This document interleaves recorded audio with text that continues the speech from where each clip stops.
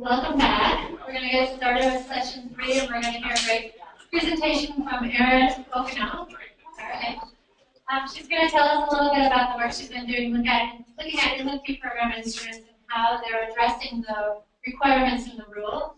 Erin is from Stetson University College of Law, and we're really happy to have her today. So thanks, Erin.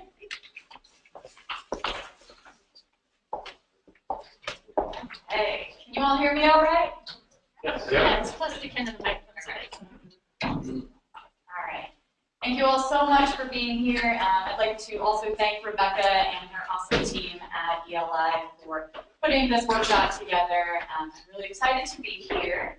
I work for the Institute for Biodiversity Law and Policy at Stetson, and I assist with the environmental law and policy programs at the law school. Quick overview of this session. I'm going to go over 3 specific provisions in the 2008 rule, and then we're going to look at some of the model provisions that is in ELI's publication. I think there may still be copies in the back. I'll give you a brief overview about the research project that I've been working on for about the last year. We'll go over some of the results, walk through some examples, and then sort of discuss implications and suggestions.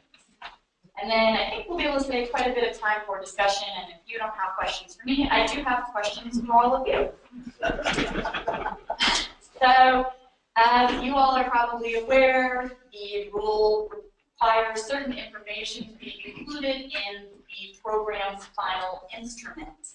And the 3 provisions that are the focus of this presentation and for the focus of my research project are the methodology for determining future project-specific credits and fees, the program account description, and the initial allocation of advanced credits and the draft fee schedule. Okay, so if you are not familiar with the in lieu fee mitigation publication by ELI, I encourage you to read it and use it as a very valuable resource. It was funded by an EPA grant and published in 2009. And it explains the rule requirements, it gives examples from existing in lieu fee programs, and then it also provides models. Okay, so these are the models that come from ELI publication. This first one deals with the methodology for future credits and fees, and Palmer talked about some of these requirements earlier, and I recognize that you probably can't read this, so I'll just try to highlight some of the high points. The model is similar to the rule language.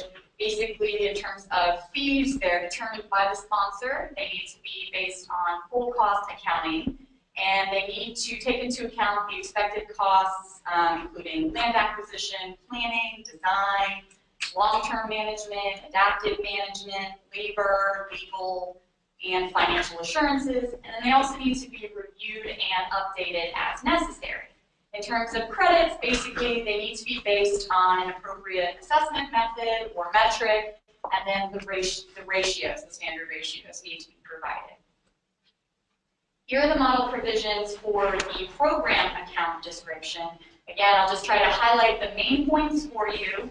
Basically, it's how are the funds going to be used and tracked. So the funds need to be kept separate if they're received from permittees, separate from other sources of income at a financial institution that's a member of the FDIC. All of the interest has to be used for compensatory mitigation. A small percentage is allowed for administrative fees, and we'll look at kind of the range of administrative fees in the programs in a bit. And then it also talks about how the fees and the income and the expenditures need to be tracked, and how that information is provided in an annual report ledger. For advanced credits, basically it needs to specify the number of advanced credits by service area. And as milestones are achieved, advanced credits are converted to release credits, but they can't be released until they have IRT approval and the applicable milestones have been reached. Once all of the advanced credits have been fulfilled, there may be the option for more to be approved. The rule adds that the number of advanced credits should be based on the compensation planning framework, the sponsor's past performance, as well as the projected financing that's going going to be necessary. Last but not least, the draft fee schedule. So this is the shortest of the model provisions, but perhaps one of the most complicated. So it states that there should be a chart or a list of the fees per credit for each wetland type or resource type and in each service area. And this seems pretty straightforward, but as I'm sure you all know, it's not. And since there are 2 sessions at this workshop alone that are devoted to setting fee schedules, I think that says a lot about how complicated this can be. Okay, about a year ago, I started working on a research project in which I used rivets to review the final program instruments for the approved in-the-fee programs that are available on rivets. As Steve noted earlier, there are 52 approved programs, so yes, I need to get out more and probably spend less time on instrument review.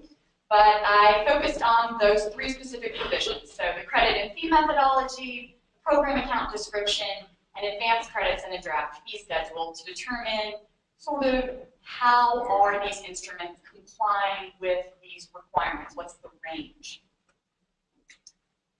Overall, the results were really positive.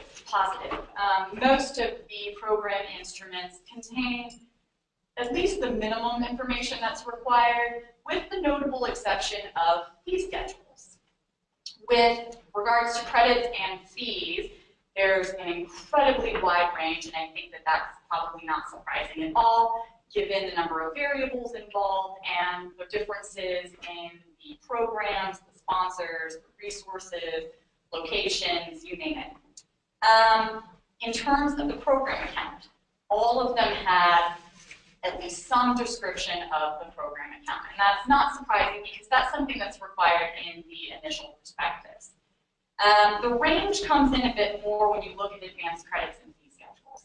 So most of them described, or at least said that there would be no advanced credits if there weren't going to be any. But with fee schedules, 5 have what I have sort of deemed as a partial fee schedule. So perhaps it provided fees for one resource type but not another.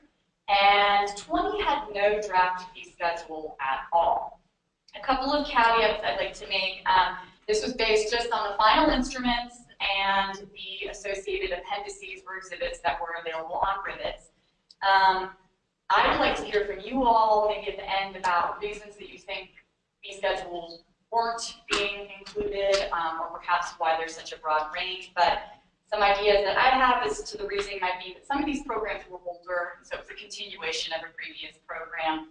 Also, in a few instances, it was noted in the instrument that the Corps had allowed for it to be provided under separate cover or at a later date, and indeed, I've found some of them in rivets under different documents that were provided later. So at least the information came out at some point. Some of the program instruments actually acknowledged that they weren't providing fee schedules due to high uncertainty or the difficulty of standardizing the fee costs. So now I'd like to walk through sort of some examples to show you the range of provisions. These are some basic examples of the methodology for future credits and fees, and by basic, I don't mean that in any negative sense. I just mean sort of in terms of length and detail provided. These are some of the shorter examples. On the left, we have the Ducks Unlimited Mississippi Delta in-the-fee program, and for the credits, it gives the method that's going to be used, and in terms of fees, it provides the basic information that's required by the rule. On the top right, this one, is another Ducks Unlimited program, the Vermont in-the-fee program. And here it tells you what the ratios are going to be. On the bottom right is from La Paz County Endangered Species Fund. And this one says that each specific project development plan will have the methodology within it. Here is another example. This is from the Wetland Trust in the Buffalo District. This one provides a bit more information than the examples on the previous slide. So in terms of fees, it breaks it out over here in terms of the different cost components. And in some instruments, not this one specifically, but in some of them, it also breaks down the estimated cost for each cost component, and we'll look at that. In terms of credit, it explains how the credit ratios will be determined, and then it gives a schedule with those ratios in it. Okay, now let's look at a more detailed example from King County. King County and the other Seattle district programs have really detailed instruments, and so I will be using them as examples multiple times. So this one goes into a lot of detail about exactly how the fees will be determined. And I'm not going to get into this much because we have 2 sessions that focus on this, but just to give you an overview, it says that the initial price will be based on 4 recent projects using a 3-step process. And it also explains how land fees would be determined. This is still the same instrument. Here it starts describing the credit and the debits. It notes that there will be credits for 4 types of aquatic resources and explains how those credits and debits are going to be tracked. It uses a functional assessment method that is specific for Western Washington, which is referred to throughout this instrument as the tool. And it also notes that there will be 3 functional subtypes of credits and debits. And then over here in the corner, and going on to the next page, it provides the relevant rule provisions that were considered. On this page, it gives more background information about the tool, how it works, how it was created, and sort of its current status. And then it also notes how impacts to other aquatic areas, so like streams and rivers, would be calculated, because at least when this was drafted, I believe they would not necessarily be calculated using that same assessment method. That was for wetlands specifically. All right, still the same example. So here it gives explanations, and it also provides formulas for debits and credits. Some programs, if you look at them on Rivets or on their website, have actual calculators or Excel spreadsheets that you can pull up, input your information, and it generates an estimated cost for a permittee. Some programs also had fact sheets that were regularly updated and available online that would provide estimates. And all of those, again, are available on Rivets. So if you haven't seen those, I encourage you to go look at those. Here it also notes at the end the relationship to other county, state, and federal restoration projects.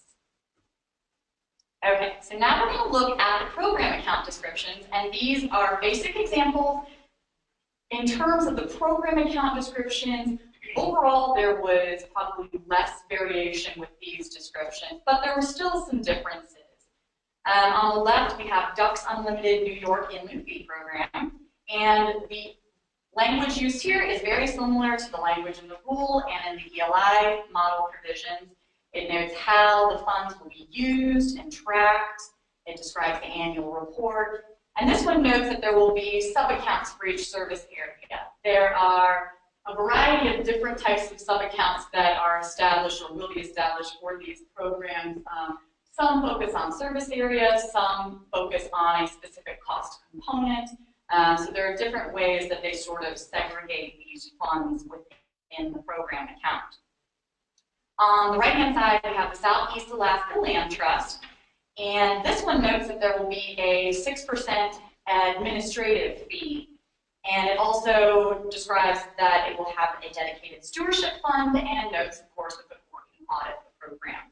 In terms of the administrative fee range, it wasn't the focus of my research, but I did try to note it as I was reviewing the instruments. And the range typically was 5 to 20%. One inland fee instrument states that the range of all the programs is probably 2 to 20%. Most instruments that I reviewed seem to be in the 10 or 15% range. Some of them provided explanations about why the administrative fee percentage was set at a particular level.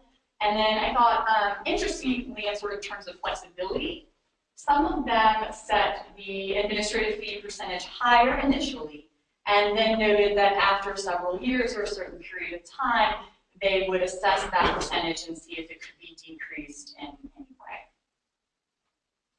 Here are some more account examples. Actually, this is just one example from the Audubon, Connecticut in lieu fee program. I think this is a really good example in terms of what information is required by the rule. It explains and it gives examples of the different types of direct costs. And this one actually explains what administrative fees will be used for. And then it provides the information regarding the annual report ledger. This is from the Nature Conservancy's Ohio Stream and Wetland in lieu fee program. This is another good, very specific example that describes the sub-accounts specifically and the different expenses. It also explains how the financial assurances were set into different sub-accounts. And this one is, I think, probably even a bit more descriptive than what is required, but I think that's really helpful to provide this additional information. This is still the same description of a program account. Here it explains the range of administrative fees and how the administrative fees will be used. And then it also briefly notes disbursements, budgets, and what will be done with excess funds. This one I included, this is from the Wisconsin Conservation Trust in lieu fee. I thought this was kind of a unique visual depiction of the program account. So this was provided in addition to a description, a written description of the account, but it sort of shows the different components of the program account. Okay, looking at advanced credits, there was a very broad range of provisions addressing advanced credits. On sort of the basic side, we have this one on the left from the Northwest Florida Water Management in lieu fee, Water Management District in lieu fee. And this one just says that there aren't going to be advanced credits, but it doesn't necessarily preclude future advanced credits. So it gives the information that's needed. On the right is another example from La Paz County Endangered Species Fund, and it notes the number of credits. It gives a short explanation about why that many credits were being requested. And then the last two paragraphs right here sort of track the language from the rule and the models. Here's another example from the Virginia Aquatic Resources Trust Fund. This one gives additional information. So it gives more information about the basis for the advanced credits, and then it provides an exhibit that lists the number of advanced credits by each river basin and for each resource type. And there are lots of different ways that these tables give this information and kind of split up the information that's provided for advanced credits. Okay, so this is a much more detailed example, again from the Nature Conservancy's Ohio Stream and Wetland program. So this one starts out by just noting what the considerations are that will go into determining the number of advanced credits. And it then specifies them by service area and the type of credit. Overall, it says that they're generally based on historical impacts and projections of future impacts. And I think this table is a nice example of combining the fee schedule and the advanced credits into one table, and several programs did this. Okay, this is still the same advanced credits provision, a different portion of the program instrument, and here it goes into more detail about the advanced credits. It outlines the considerations, and then it thoroughly describes the Nature Conservancy's qualifications and experience. This is still the same instrument. And here it talks about how they analyze the past data on permits and compensatory mitigation and demand to factor that into these advanced credits, the number of advanced credits. It also notes, and this is something that wasn't necessarily in most of the instruments, sort of the temporal considerations. And it provides extensive tables with the data and the calculations that were used to determine these advanced credits in the watersheds. This is still the same program instrument. So you can see we have sort of a couple of paragraphs on one end and then this on the other end of the spectrum, broad range. And then here it provides the equation that was used for the advanced credits and explains the different variables. and then provides the calculations and the data that went into that. All right, fee schedules.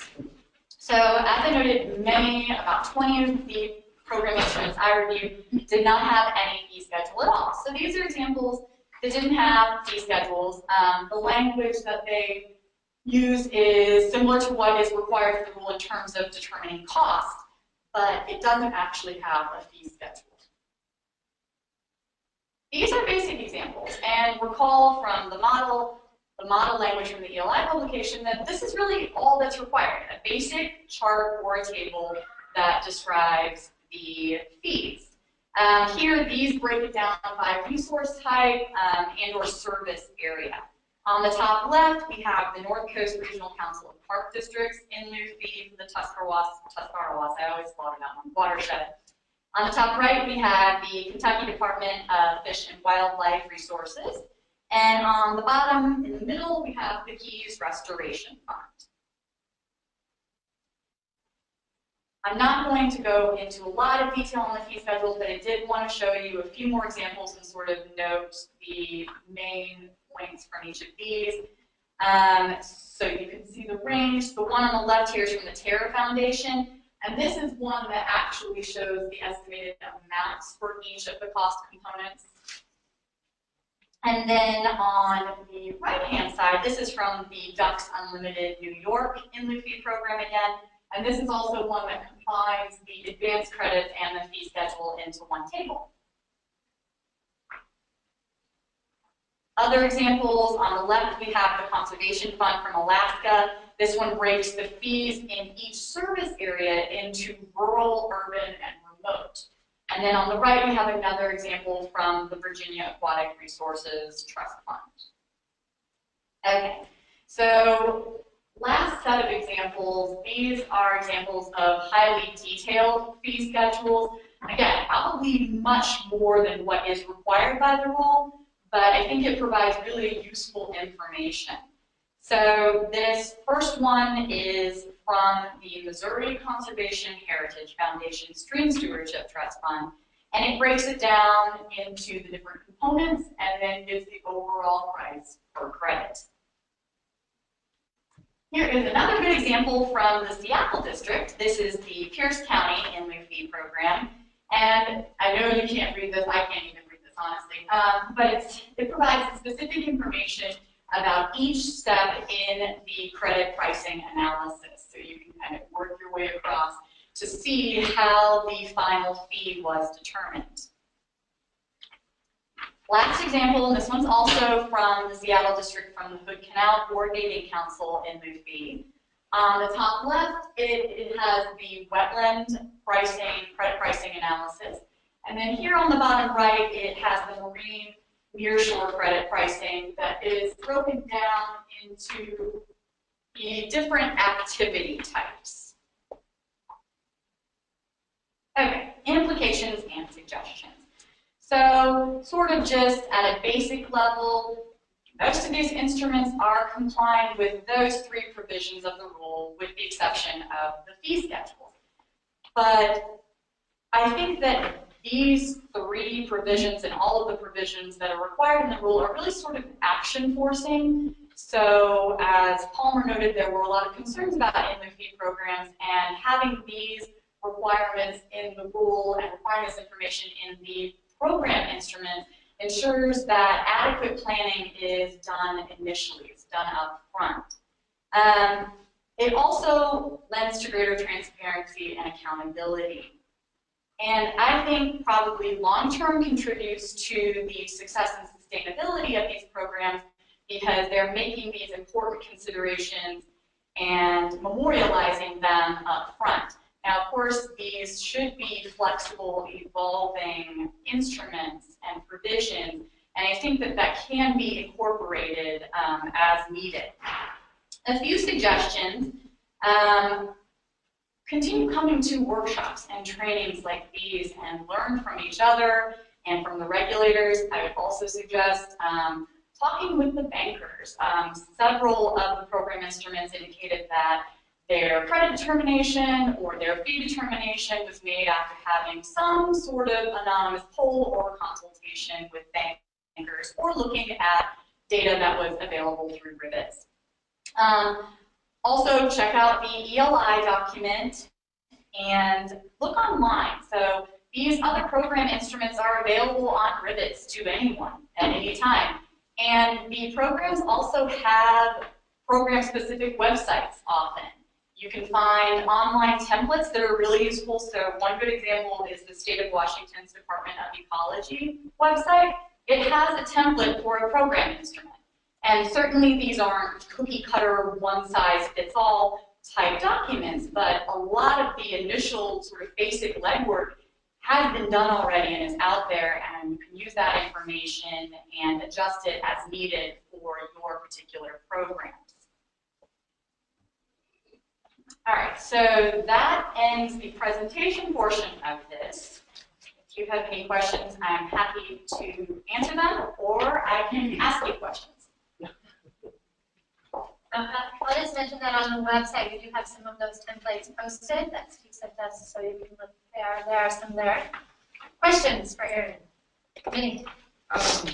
Just real quick, so what's next for you? I mean, are you going to follow up on a new study, or, you know what I mean? Like, and how are you going to use this, or how can we use this? So the question for those of you who are listening online is, what is next with this particular project, or how this information can be used? So I can't make promises, but I would like to continue this research, perhaps expand this project and look at other components of the 2008 rule and see how the instruments are compliant with those. In terms of how you can use this information, I would like to provide some sort of summary paper at some point on my research project that looked at these three provisions, and that would be made available online, if we're able to do that. Just one more. You just looked at industry sites, correct? Yes. Are you going to look at banks or compare the two ever, or is that not what you're... Potentially, yes. Yeah, I think down the road we'd like to look at mitigation banks and fee programs, and also to the extent that information is available, permittee responsible mitigation as well. But this particular project focused just on fee programs. Thank you. Okay, two questions. First one relates to that in some fashion. I think what would be most useful if you're going to carry on the research is looking at the amendments that have been filed, because as someone who's thinking about setting up a program, I want to know where the train wrecks have been and why people have to go back. They either address risk issues, address flexibility issues, and it seems that at least the body of amendments for these ILF instruments would contain some useful set of data. And so I'm wondering first, if you, in just conducting research, had come across patterns in those amendments as to what they covered, what they addressed, and how they changed the instruments. Okay, so the question deals with amendments to the program instruments and whether I can look at those in the future to determine what types of train wrecks, I think, to use your terminology, what sort of train wrecks people are dealing with in these amendments, and if I noticed any particular changes within the amendments that are meaningful. So I didn't look at all of the amendments, but to the extent that I couldn't find the information that I was looking for in the final instrument, the initial final instrument, for lack of a better phrase, I did look at some of the amendments. Most of the time, at least in terms of what I looked at, it was the larger amendments came from programs that had begun pre-2008 and were needed to come into compliance with the rule after the fact. So a lot of the changes dealt with the provisions that came in the 2008 rule that were specific to ILF programs, including these three. The other information that sort of popped up after the fact was the fee schedules. So not always, some of them I couldn't find fee schedules for at all. But occasionally, I looked through the other documents that were available in Rivets, including amendments and other types of letters or exhibits. Sometimes the fee schedule information came up as well, but I think that looking at the amendments could be very useful because presumably they wouldn't be changing it unless there was a reason to change it, or at least a compelling reason to change it. My second question then is, some of your comments regarding the more complex or expansive detailed provisions, where this is great information, this is a good thing, and from an ILF administrative standpoint, is it really such a good thing to get so much detail in this one rather than building in some flexibility to make up?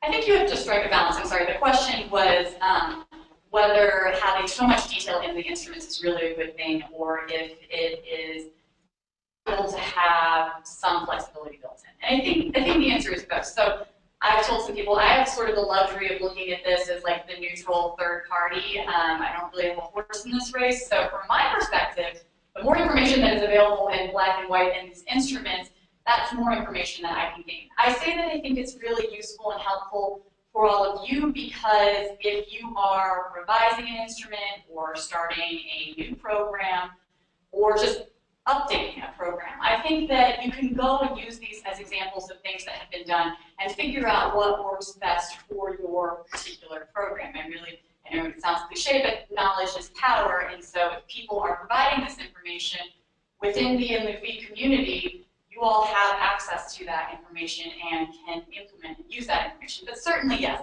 I don't think you want to set everything in stone. And most of these instruments acknowledge, especially in terms of fee schedules, that this is going to be a flexible, growing calculation that's going to change over time. And that's why some of them go in and revise or amend the schedules.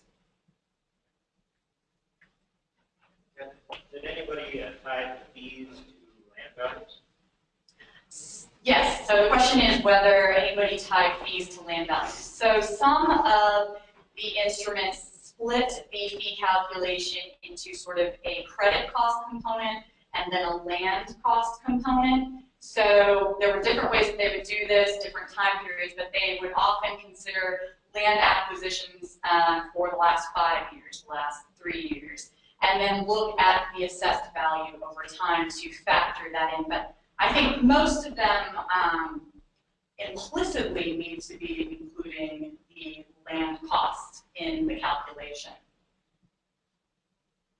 Do you have any information on percentage land cost related to credit costs?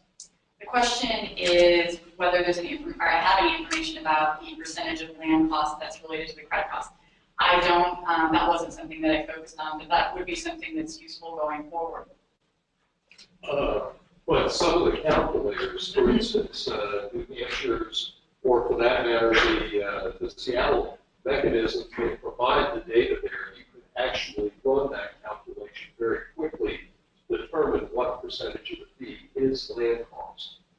And I think it's going to vary depending on your location. In certain areas, land costs are going to be extraordinarily high compared to other areas. And so the sort of relative proportion of the overall cost that is based on land acquisition cost is going to differ just depending on where you're located.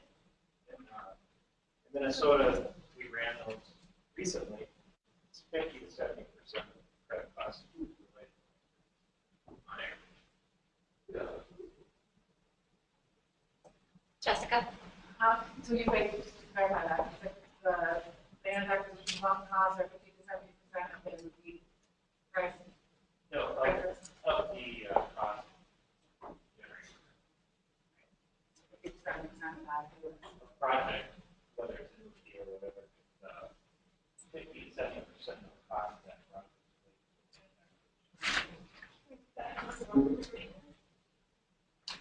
So this is another just research question to run down.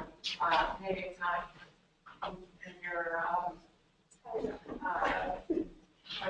plan or maybe it's available for tomorrow, but I think one of the things that's different for new fee programs is the process that's used not to get an instrument approved, but once you have an approved instrument, process to get an actual project approved. And I know that there's a wide variety of approaches that are used, and that can have significant implications for the programs and meeting the 3-year timeline. And I think having a better understanding of the approaches areas can be really helpful. Those are the big programs in that challenge. For those of you who are listening online, Jessica noted that there is a difference between getting the actual instrument approved and then getting an actual project proposed after the instrument has been approved, and that there are a variety of approaches that are taken and that the timelines can vary, and having information about the different approaches could be useful. And then I also wanted to note earlier, for those of you who are listening online, the comment was made that in Minnesota, 50 to 70% of the fee cost is typically related to the acquisition of the land itself. Other questions for Erin? Over time. I think we're good. Thanks, Erin. Great. Thank you all so much.